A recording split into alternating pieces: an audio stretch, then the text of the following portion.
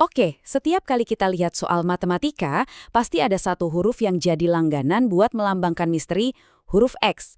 Tapi, pernah kepikiran nggak sih, kenapa harus X? Kenapa bukan A atau Z gitu? Nah, jawabannya ini ternyata kayak petualangan sejarah yang nggak kita duga-duga. Yuk, kita bongkar ceritanya. Ternyata nih ada dua kemungkinan jawaban yang beda banget. Jadi kisah si X ini beneran kayak teka-teki sejarah yang seru yang membawa kita dari zaman keemasan Islam sampai ke sebuah percetakan di Perancis pada abad ke-17. Oke, teori yang pertama ini ngajak kita buat mundur jauh ke masa lalu. Ke sebuah era di mana ilmu pengetahuan lagi berkembang pesat-pesatnya. Semuanya itu dimulai dari sini teman-teman, dalam naskah-naskah aljabar kuno yang ditulis pakai bahasa Arab. Nah, untuk menyebut nilai yang tidak diketahui, mereka punya satu kata kunci yang spesifik banget. Perjalanan huruf X ini, wah, beneran luar biasa. Jadi ceritanya gini, semua berawal dari kata Arab al-syai'un yang artinya sesuatu. Kata ini terus disingkat jadi huruf pertamanya, yaitu shin. Nah, masalahnya muncul pas para sarjana di Spanyol mau nerjemahin naskah ini. Di bahasa mereka, nggak ada huruf buat bunyi syh. Terus gimana dong? Solusinya, mereka pinjam huruf Yunani kai yang bunyinya paling mirip. Lama-kelamaan, huruf kai yang bentuknya agak ribet ini disederhanain. Jadilah huruf Latin X yang kita kenal sekarang. Kedengarannya masuk akal banget kan? Tapi, eits, tunggu dulu. Ada teori kedua yang ceritanya beda total dan sama sekali nggak ada hubungannya sama bahasa Arab atau Spanyol. Yuk, sekarang kita lompat beberapa abad ke depan ke Prancis di abad ke-17, di mana justru teknologi yang jadi biang keladinya. Tokoh utama di teori kedua ini cuma satu orang, si jenius, filsuf sekaligus matematikawan René Descartes. Lewat karyanya yang super penting, La Géométrie, dia itu merevolusi matematika. Dan buat ngewakilin variabel yang nggak diketahui di persamaan-persamaannya, dia secara konsisten pakai satu huruf, yaitu X.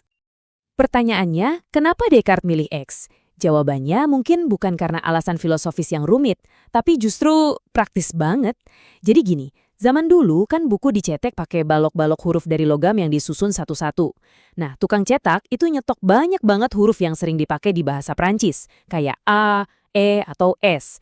Tapi huruf X ini hampir nggak pernah kepake. Akibatnya, ya numpuk aja gitu balok-balok huruf X di gudang percetakan.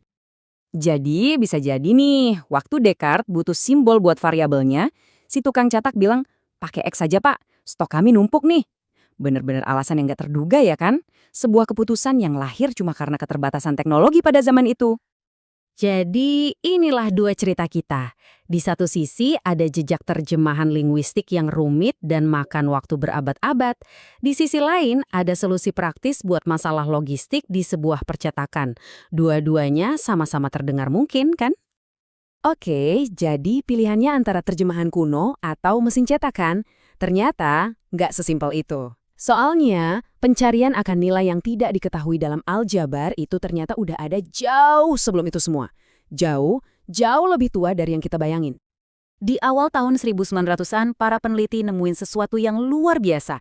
Tablet-tablet dari tanah liat super kuno dari peradaban Babilonia. Dan isi tablet ini, wah benar-benar gila. Ribuan tahun sebelum Descartes atau para penerjemah Spanyol, orang-orang Babilonia itu udah ngerjain soal aljabar. Mereka udah nyari nilai yang tidak diketahui dalam persamaan yang rumit banget, bahkan sampai pangkat 4. Ini bukti kalau hasrat buat mecahin X itu udah ada dari awal peradaban manusia. Coba deh kita lihat lini masanya biar kebayang. Orang Babilonia udah ngurusin aljabar ribuan tahun sebelum zaman keemasan Islam dan bahkan jauh sebelum Pythagoras, yang namanya kita kenal dari teorema segitiga itu, lahir. Jadi, pas kita lagi pusing ngerjain soal matematika, mungkin kita ngerasain hal yang sama kayak yang dirasain manusia ribuan tahun lalu.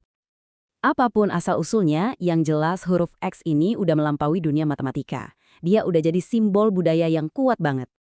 Coba deh pikirin, ada The X-Files, Project X, bahkan nama media sosial. X itu udah jadi semacam singkatan universal buat hal-hal yang misterius, rahasia, dan spesial. Dari persamaan matematika, dia udah nyerap ke DNA budaya kita. Jadi lambang dari faktor tak dikenal yang bikin hidup ini jadi menarik. Jadi, mau itu lahir dari salah terjemah atau dari tumpukan balok cetak yang berdebu, X udah menempuh perjalanan yang luar biasa. Dia jadi simbol paling ikonik buat misteri. Coba dipikirin, ada nggak sih huruf lain yang bisa menangkap imajinasi kita tentang sesuatu yang tidak diketahui sekuat X? Kayaknya nggak ada ya. Terima kasih sudah menyimak.